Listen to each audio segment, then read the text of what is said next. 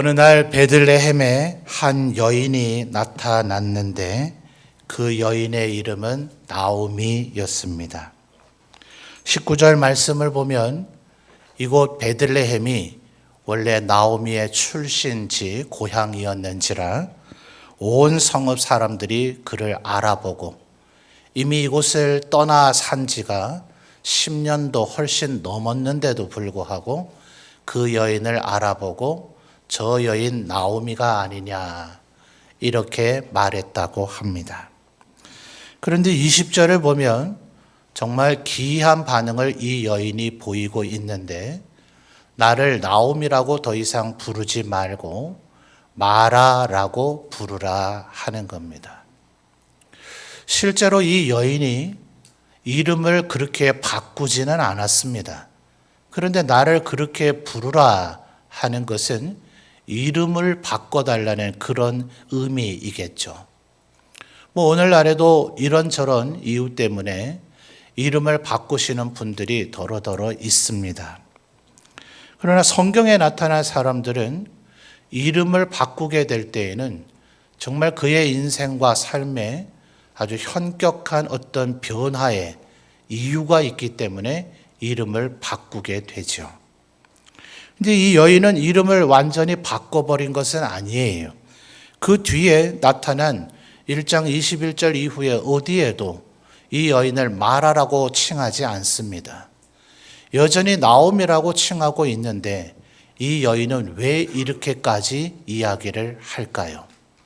자, 먼저 여러분의 성경을 아마 보시면 나오미 그리고 마라라고 하는 그 각 단어의 의미가 무엇인지를 아마 주석이 달려 있을 것입니다. 자, 19절 같이 살펴볼까요? 19절의 하반절을 보면 나오미라고 하는 그 이름 앞에 숫자 1로 해서 주석 달려 있습니까? 자, 밑에 보시면 어떤 의미라고 되어 있죠? 희락이라는 의미라고 되어 있습니다. 갈라디아서 5장 22, 23절을 보면 성령의 9가지 열매 가운데 이 희락이 나타나죠. 우리는 어쩌면 개그맨이나 코미디언들의 우스갯소리나 그들이 하는 그런 연기, 꽁트를 보게 되면 웃음을 지을 수는 있을 거예요. 그러나 이 성경에 말하는 이 기쁨, 희락은 그 정도의 표면적 웃음이 아닌 우리 내면 깊숙한 곳에서부터 올라오는, 또 주님께서 말씀하시기를 내가 주는 평안은 이 세상 그 누구도 빼앗을 수 없을 것이라 하셨던 그 기쁨의 최절정을 얘기하는 것이 나오미, 희락입니다. 20절을 보면 이제는 반대되는 마라라고 하는 말에도 똑같이 주석이 달려 있죠. 여러분 어떤 의미라고 합니까? 괴로움이라고 하는 의미라고 해요. 여기에서는 지금 사람의 이름으로 쓰고자 하는 의도였습니다만 출애굽기를 보면 지명도 마라라고 불려졌던 곳이 있습니다. 출애굽을 하고 나서 광야길을 행하게 될 때에 이제 목이 마름으로 물을 만나게 됐는데 그 물이 너무나 써서 마실 수가 없었다. 물론 하나님께서 마실 수 있도록 조치를 취해 주시기는 했습니다만 그 물이 너무 쓰기 때문에 그곳의 이름을 마라라고 불렀다. 그러니까 괴로움이라고 하는 뜻 말고 또 무슨 뜻이 있어요? 쓰다. 어떻습니까? 우리 성도님들 인생의 쓴맛을 좀 보셨습니까? 도대체 이 여인에게 무슨 일이 있었길래 보통 기쁨도 아닌 기쁨의 최절정인 희락이라고 하는 의미를 가진 나오미라는 아주 좋은 이름이 있는데 왜 스스로의 이름을 차라리 마라라고 불러달라고 했을까요? 20절 하반절만 해도 벌써 이유가 나오죠. 말하라 부르라 하고 나서 그 뒤에 뭐라고 얘기합니까? 이는 전능자가 나를 심히 괴롭게 했기 때문이다. 이렇게 얘기합니다. 여러분 전능자가 누구죠? 하나님을 얘기하는 건데요. 하나님은 우리를 괴롭게 하시는 분인가요? 21절을 보면 나오미는 그 자기가 겪었던 일을 좀 더 부연 설명을 합니다. 우리 성도님들이 21절 한번 읽어봐 주실까요? 21절입니다. 시작.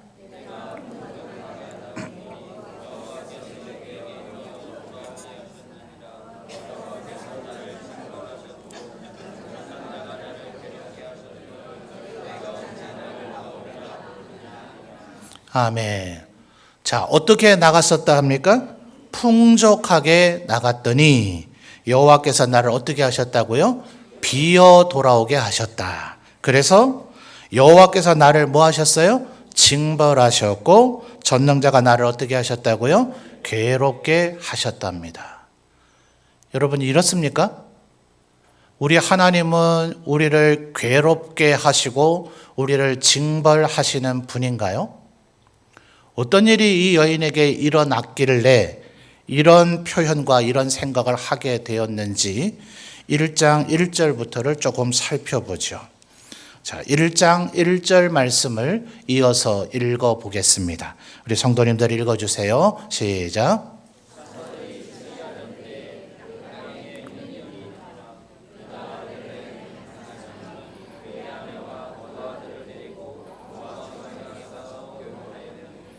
아멘. 1절을 보니까 이래서 베들레헴 사람들이 다 알아봤구나 하는 게 새삼 확인이 되죠. 바로 이 나오미는 베들레헴에 살았던 여인인데 이때에 어떤 일이 벌어졌다고요? 흉년이 벌어졌답니다. 흉년이 되었어요. 그래서 하반절을 보니 이 나오미라고 하는 이 여인의 집안이 모압 지방으로 아예 이사를 가버린 겁니다. 여러분 사람마다 농사를 지으면 소출의 차이는 분명히 있을 거예요. 좀 더 성실하고 지혜롭게 농사를 지은 사람이 있을 수 있겠고요.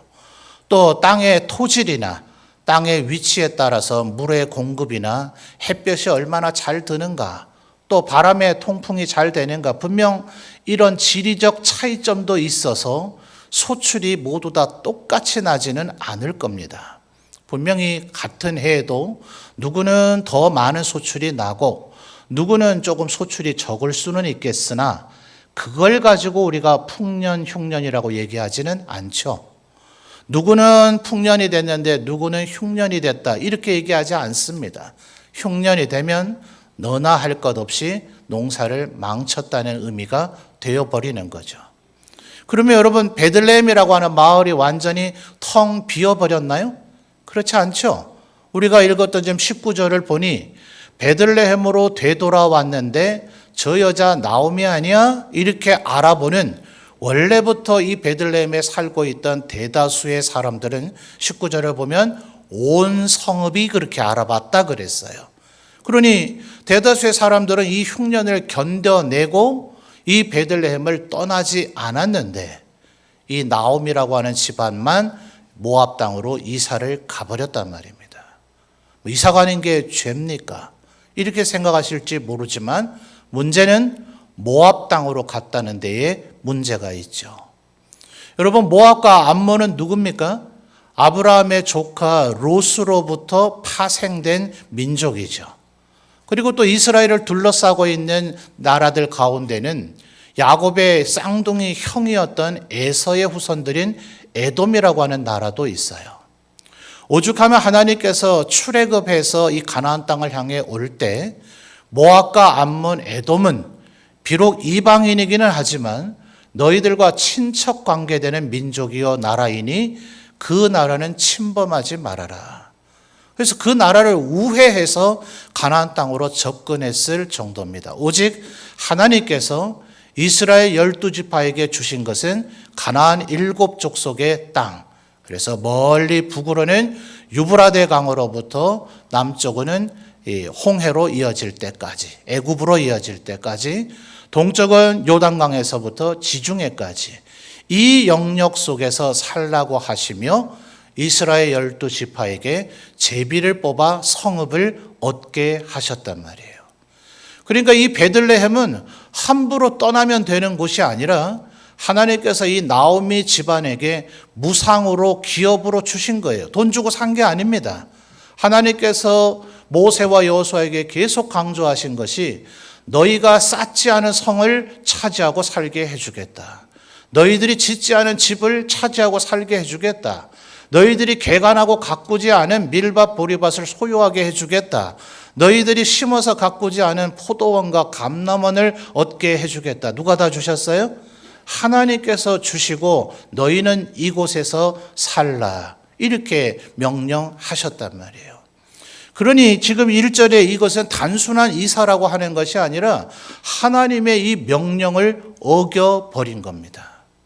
그래서인지는 알 수가 없지만 2절 하반절을 보면 그들이 모압 지방에 들어가서 거기 살더니 이르죠. 자, 2절을 잘 보십시오. 중간에 보시면 이 집안의 남자들 엘리멜렉과 말론 기럐을 설명하고 나서 그들은 유다 베들레헴 에브랏 사람들이더라. 여기 찾으셨어요?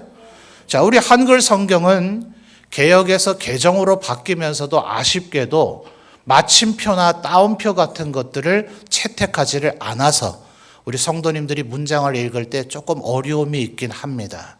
근데 영어 성경을 대조해서 보시면 베들레헴 에브랏 사람들이더라. 거기에서 마침표가 딱 찍혀 있어요. 문장이 어떻게 됐다는 거죠? 끝나버렸다는 겁니다. 그리고 나서 그들이 모압 지방에 들어가서 거기 살더니 여기에서 뒷문장이 연결이 돼버려요. 그러니까 꼭 모압에서 살았기 때문에 엘리멜렉이 죽었다라고 단정할 수는 없고 모압 땅에 가자마자 엘리멜렉이 죽었다라는 시점도 특정할 수는 없지만 문장의 구조는 모압에 가서 산 것과 엘리멜렉의 죽음이 뭔가 연관성이 있는 듯한 느낌을 주고 있다 이 말이에요. 자, 그래서 3절을 보니 엘리멜렉이 죽었는데 그 후에 며느리를 지금 엘리멜렉은 결국 보지를 못했어요. 4절 말씀을 보면 그들은 모압 여자 중에서 그들의 아내를 맞이하였는데 라고 얘기하는데 이 4절에 그들은 3명이에요? 4명이에요? 3명이란 말입니다. 이미 3절에서 엘리멜렉이 죽은 후에 그 다음에 나옴이라고 하는 이 여인이 아들들을 모압 여인들과 짝지어 준 거예요. 하나님이 허락하셨습니까? 허락하지 않으셨습니다. 하나님께서는 라합이라고 하는 여리고의 기생 여인이 하나님의 백성 되는 것은 허락하셨어요. 왜냐하면 그 여인은 비록 여리고에 그것도 몸을 파는 율락 여성이었는데도 불구하고 정탐꾼 2명의 말하기를 너희 하나님께서 홍해를 말리시고 그리고 요단강 동쪽에 아모리의 2왕 시온과 옥을 전멸시키도록 너희들을 도우셨다는 소문 우리가 다 들었다. 그러니 너희 하나님은 하늘에서도 땅에서도 오직 유일하신 하나님이시다. 여러분 성경 전체를 찾아보십시오. 그 누구도 이 정도의 하나님을 향한 신앙 고백을 한 사람이 거의 없습니다. 그러니 하나님께서는 이 여인이 이방 여리고의 여인이었다 하더라도 그를 구원하시고 이스라엘의 일원으로 받아들여 주셨어요. 심지어는 아예 성읍 자체가 이스라엘에게 편입된 사례가 있죠. 기브온 족속들은 심지어 거짓말까지 했습니다. 바로 그 여리고에서 그다지 멀지 않은 곳에 살고 있으면서도 아주 멀리에서 온 것처럼 거짓말을 해서 우리는 성전에 장작 패며 물기는 종이 돼도 좋으니까 제발 우리를 이스라엘의 노예 삼아 주십시오. 그래서 하나님께서는 그것에 대한 결정을 추인해 주셨습니다. 그러니 그들이 얼마나 철저하게 성전의 종들로 사느냐 하면 바벨론의 포로 잡혀갔다가 귀환되는 이들의 목록 가운데 이 느디님 사람이라고 후에 불려지게 되는 이 기브온 사람들의 명단이 있을 정도예요. 그러니까 이러면 이방인이어도 받아들여 줍니다. 하나님께서 그렇게 은혜가 무한하신 분이세요. 그런데 왜 하나님은 구약시대에 이방인들과 상거래하지 말라, 그들과 결혼하지 말라, 그들의 지역 가서 살지 말라 하느냐 하면 인간은 필연적으로 그런 죄악된 사람들, 하나님을 모르는 사람들과 뒤섞여 살다 보면 그들을 전도하고 선교하고 교화시키기보다는 그들의 악한 풍습에 물들기가 훨씬 쉽습니다. 그러니 우리가 선교사님들을 위해서 철저하게 기도해야 되는 이유가 거기에 있어요. 우리 선교사님들이 얼마나 위태한 가운데서 지금 살아가고 계시는 것인가. 창세기 6장을 보면 하나님의 아들들과 사람의 딸들이 결혼해서 고대의 네피림 용사들이 낳게 됐다라고 하면서 급격히 온 세상이 하나님을 알지도 못하고 찾지도 않는 시대가 되어졌다고 노아 홍수 심판 이전의 세상을 그렇게 묘사합니다. 신기하잖아요? 하나님의 아들들과 사람의 딸들 이렇게 표현을 했다면 최소한 50대 50의 비율이라고 보는 것이 타당할 터인데 그것이 급격하게도 거의 제로에 가까운 온 세상은 노아 홍수로 심판받아야 되되 단 8명만이 하나님을 찾고 구원받는 자리에 이르도록 급격히 죄악화되어지더라 하는 거예요. 그러니 여러분, 이방에 가서 산다, 이방 여인과 결혼한다, 이것은 그럴 수도 있지의 문제가 아니라 하나님께서 철저히 금하신 일이라는 것을 기억해야 합니다. 그래서인지 10년쯤이 지나 4절을 보니 10년쯤을 지나서 말론과 기련도 결국 그곳에서 죽어버렸습니다. 자, 이제 여러분이 한번 생각해 보세요. 하나님께서 괴롭게 하신 겁니까? 그렇지 않죠. 다 이 나오미의 집안, 이 여인이 선택하고 이 집안이 선택한 것의 결과로 나타난 것일 뿐 하나님은 나오미를 괴롭게 하고 그를 징벌하려는 그런 일을 지금 행하신 것이 아니에요. 그런데 문제는 나오미가 지금 그렇게 인식하고 있다는 데에 문제가 있는 거죠. 자, 우리 성도님들 한번 생각해 보십시오.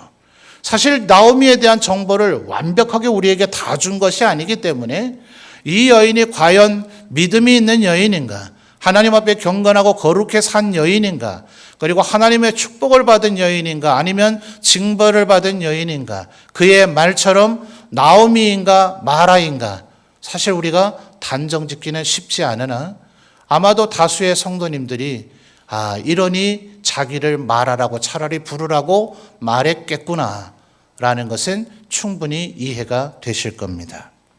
그런데 사실은 잘 살펴보면 이때 베들레헴에 도착한 것은 나오미 한 명만은 아니었습니다. 자, 19절 이미 제가 봉독했었습니다만 우리 성도님들이 다시 한번 읽어봐 주실까요? 19절입니다. 시작.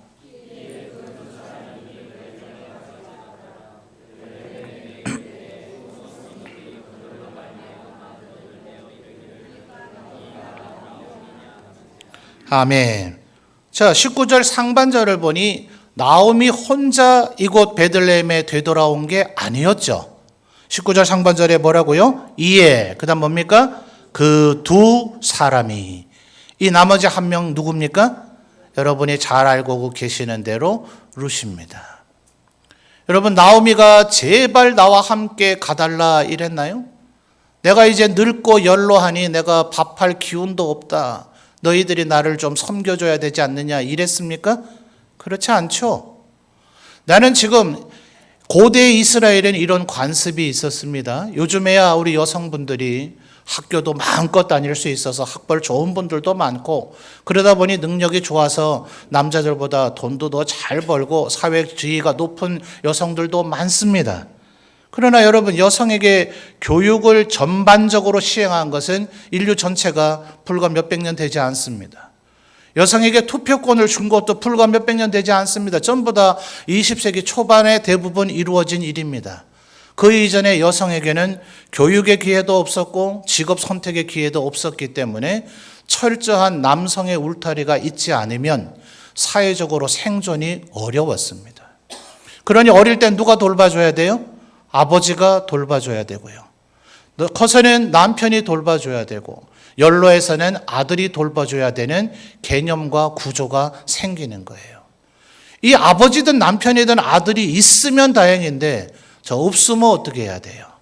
그래서 만약 형님이 자식이 없이 세상을 떠나거든 시동생이 형수님과 결혼해서 아들을 낳아서 그 어머니를 섬길 수 있도록 해라 라는 율법의 규정이 생겨지게 된 것인데 이것은 단순히 아기를 낳아주고 끝이 아니죠.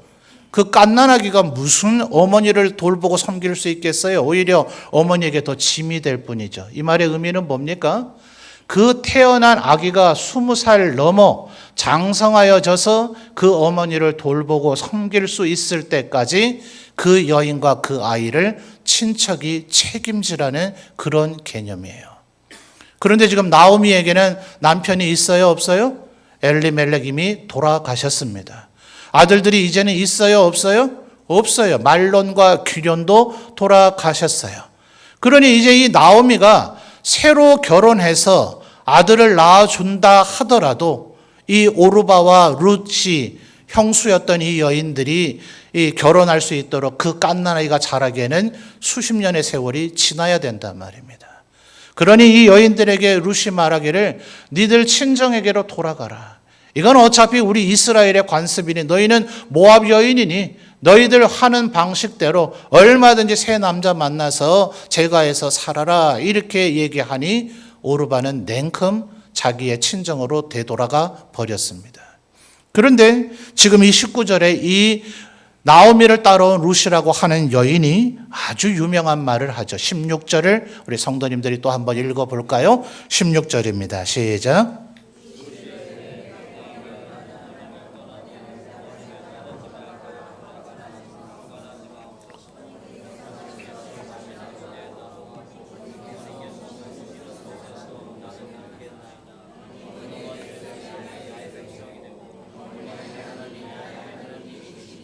아멘. 모든 말이 다 의미가 있겠습니다만 하반절을 주목해 보시죠. 어머니의 백성이 뭐가 돼요? 나의 백성이 되고, 그 다음 말이 제일 중요합니다. 누구의 하나님이 나의 하나님이 될 거라고요? 어머니의 하나님이요. 여러분 여기가 지금 어디라고요? 지금 이 16절의 대화를 주고받는 공간은 아직 베들레헴이 아닙니다. 모압 땅이에요. 여러분 이때에 이 나오미의 집안에 성경책 한 권이라도 있었을까요? 아닙니다. 없었습니다. 이때까지는 아직 모세오경과 여호수아서만 기록이 되어 있는 상태인데 이 6권의 성경도 성막이 있는 곳에 보관되어 있을 뿐입니다. 하나님이 명령하시기를 나중에 왕이 선출이 되면 이걸 필사해서 왕에게도 한 권을 꼭 손에 쥐어져서 매일같이 읽고 하나님의 법에 따라 백성을 다스리게 하라라고 했지만 아직은 왕이 세워지기 이전의 시대라 대제사장이 돌보고 있는 성막에만 있을 뿐이에요. 열심을 내서 그 성막으로 가서 제사를 드리면서 대제사장님 하나님의 말씀에 무엇이 기록되어 있나요? 제발 한마디라도 들려주십시오 하는 일을 자주 했다면 율법에 있는 하나님의 말씀을 몇 마디 듣고 기억하는 일이 가능했을지는 모르지만 이 모압 땅 나오미의 집에는 성경 한 권 없었단 말입니다. 하나님을 예배할 수 있는 그 성막이 이곳에 있습니까? 없어요. 다시 예루살렘 이 이스라엘 땅으로 되돌아와서 당시에는 실로에 있었겠습니다만 실로로 나오지 않으면 하나님 앞에 제사조차 드릴 수 없습니다. 모압 땅에 제사장이 있습니까? 없습니다. 모압 땅에 하나님의 말씀을 선포해 줄 선지자가 있나요? 없어요. 도대체 이 룻이라고 하는 여인은 나오미에게서 도대체 무엇을 받길래 지금 16절 하반절에 뭐라 했다고요? 어머니의 하나님이 나의 하나님이 될 것입니다. 우리는 도대체 뭘 보여줬고 또 룻은 무엇을 받는지는 알 수가 없지만 룻이 보고 느낀 것을 통해서 어머니 나오미는 하나님을 섬기는 여인이라는 것을 분명히 깨달았다는 거죠. 여러분 어쩌면 이것이 우리 모두의 모습일런지 모릅니다. 이 자리에 있는 우리 모든 성도님들이 하나님을 믿고 난 이후에 우리는 단 한 번도 흔들림이나 쓰러짐이 없이 하나님의 말씀을 100% 다 순종했습니까? 아마 그러지 못하셨을 겁니다. 그렇다고 해서 우리가 예수 믿기 이전의 상태와 조금도 다를 바 없이 언제나 죄악 가운데만 살았습니까? 아니요, 그렇지 않을 겁니다. 우리도 내 나름대로는 하나님을 예배하며 하나님 잘 섬기고 하나님 말씀대로 살아보려고 애쓰셨을 거예요. 어쩌면 나를 차라리 말하라고 부르라 하는 그런 정도의 괴로운 일이 우리에게도 있기도 했을 것이고 어쩌면 어머니의 하나님이 나의 하나님이 될 것입니다 라고 누군가 말할 정도로 하나님을 잘 섬기는 모습도 우리 가운데 있었을지 모릅니다. 마치 바울 사도가 로마서 7장 끝부분에서 뭐라고 얘기합니까? 내 안에 두 다른 법을 따르는 내가 서로 싸운다. 하나의 나는 하나님의 법을 따라 순종하려고 하고 또 다른 나는 죄의 법 아래로 여전히 나를 끌고 가려고 하니 바울 사도가 로마서를 적을 때는 그가 다메섹에서 하나님 예수님의 부르심을 받은 지 이미 세월이 꽤 오래됐습니다. 내가 옛날에는 이 두 나 때문에 괴로웠지만 지금은 내가 승리했다 이렇게 말할 세월이 흘렀는데도 불구하고 바울 사도가 뭐라 그래요? 이 두 달은 내가 내 안에서 끊임없이 싸우니 나는 곤고한 사람이다. 이렇게 자신을 고백했을 정도라는 거죠. 그러니 우리에게는 하나님의 견인의 은혜가 필요합니다. 이 세상을 우리가 떠날 때까지는 여러분이 아무리 경건하게 하나님을 잘 섬기고자 하더라도 우리에게는 이 양면성이 다 있을 것입니다. 때로 나는 마라처럼 보여질 수도 있을 것이고 때로 나는 나오미처럼 보여질 수도 있을 것입니다. 여러분은 어떤 존재입니까? 나오미입니까? 마라입니까?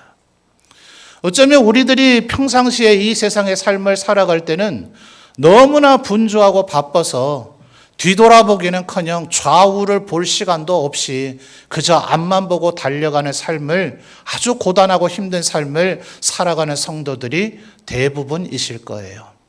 그런데 지난 목요일부터 오늘은 주일이긴 합니다만 세상적으로는 내일 모레 화요일까지 소위 6일이 추석의 연휴라 이렇게들 말하고 있지 않아요? 그래서 아마 꽤 많은 성도들이 지금 이 자리에도 고향 친척 또 부모님 뵈러 오셨다가 함께 예배드리는 자녀손들도 이 자리에 많이 계신 것 같습니다. 이 정도의 6일의 여유가 좀 있다 보면 이럴 때 우리는 본능적으로 잠시 그래도 어쨌든 형편 따라 삶과 마음은 좀 다를 수는 있겠지만 바쁘게 달려가던 일상의 삶을 멈춰두고 잠시 나를 바라볼 여유가 조금은 생길 겁니다. 또 그러다 보면 또 일가 친척, 옛날 정말 오랜만에 만났던 친구들을 보고 이러다 보면 사람의 본성이란 순식간에 다른 사람과 나를 비교하기가 십상입니다. 어떻습니까? 여러분의 살아왔던 삶의 모습, 지금 나의 모습을 보니 나는 나오미의 인생을 살았습니까? 마라의 인생을 살았습니까? 지금 이 나오미 옆에는 룻이 있어요.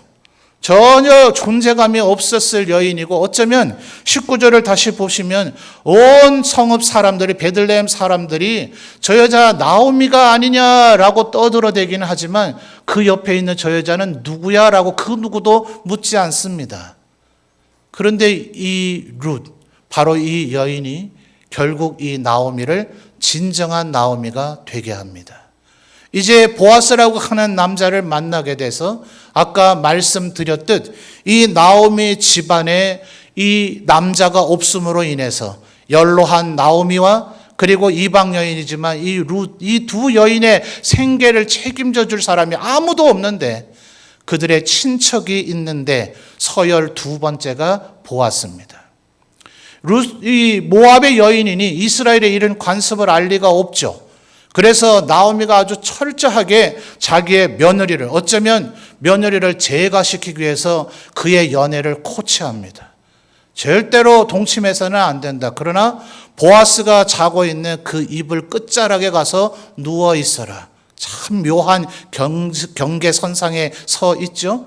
그러면서 나오미 이 룻이라고 하는 여인의 존재를 부각시키기는 하지만 보아스의 마음이 움직이기를 기다리도록 굉장히 지혜로운 조언을 하게 됩니다. 왜냐하면 보아스보다 촌수면에서 더 가까운 친척이 있기 때문에 그래요. 그 우선순위에 따라서 이 의무를 행해야 되기 때문에 그렇습니다. 만약 나는 도저히 이 두 여인을 책임질 마음이 없다라고 하면 자신의 신발을 벗어서 나는 이 일을 안 하겠다라고 의사표시를 해야 됩니다. 그래서 보아스가 더 가까운 친족에게 가서 어떠냐? 네가 이 의무를 행하겠느냐? 해서 그가 거절하고 신발을 벗은 후에 이 룻을 아내로 맞아들여서 이 집안에 아들을 낳아주게 만듭니다. 아기는 누가 낳았을까요? 룻이 낳았어요. 그런데 4장으로 가볼까요? 4장 17절입니다. 4장 17절 우리 성도님들 또 읽어주시죠. 4장 17절입니다. 읽어주세요. 시작.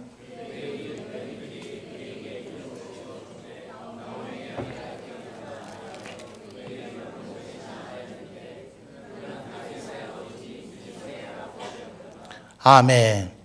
자, 누가 아이를 낳았어요? 아니요, 4장 17절을 보시면요. 분명히 룻이 아이를 낳았는데도 베들레헴 사람들은 뭐라고 얘기합니까? 나오미에게 아들이 태어났다. 좀 어려운 말이죠. 쉬운 말로 하면 뭡니까? 나오미의 생애가 회복됐다. 나오미의 노년은 이제 궁핍함과 외로움과 절망 속에서 사는 것이 아니라 그의 생애를 지켜줄 든든한 울타리가 생겼다는 거예요. 그런데 여러분 잘 생각을 해보십시오. 만약 이 룻이 하나님을 아는 여인이 아니라면 보아스가 과연 이 룻과 결혼해서 아이를 낳아주려고 했을까요? 이방 여인과 결혼하는 건 너무나 금기시되는 일이란 말입니다. 그런데 살펴봤듯 1장 16절에서 이 룻이 뭐라고 고백했다고요? 어머니의 하나님이 나의 하나님이 되실 것입니다. 이 신앙이 이 베들레헴에 소문이 납니다. 그래서 2장 12절로 거슬러 와서 한번 살펴볼까요? 보아스가 룻에 대해서 이렇게 얘기합니다. 2장 12절요. 읽어주세요. 시작.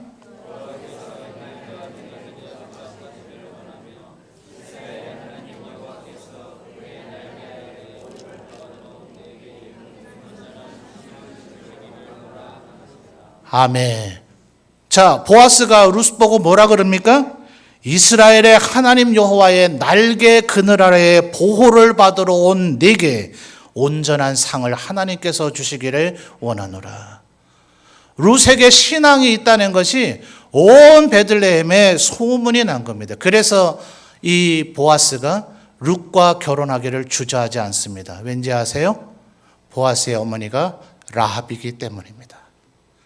자기의 어머니가 여리고의 기생이었지만 그 어머니가 얼마나 철저한 믿음 가운데 하나님의 백성이 된 것을 알기 때문에 보아스는 룻과 결혼하는 것을 더 이상 주저하지 않았어요. 그리고 3장 11절에 더 다른 좋은 표현들이 많이 있습니다만 시간 많이 갔으니 생략하고 3장 11절만 한 번 더 확인해 봅시다. 읽어주세요. 시작.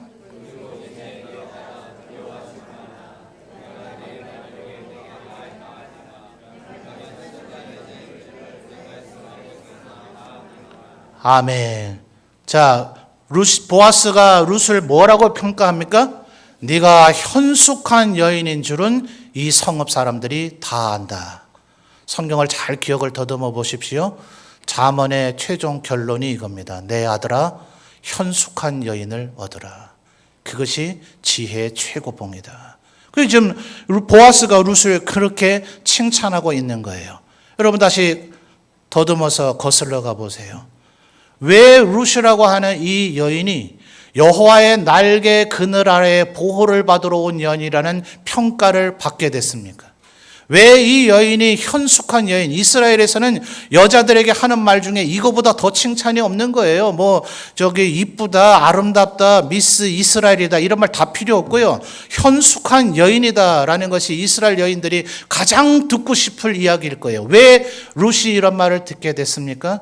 나오미의 하나님이 룻의 하나님이 되었기 때문이죠.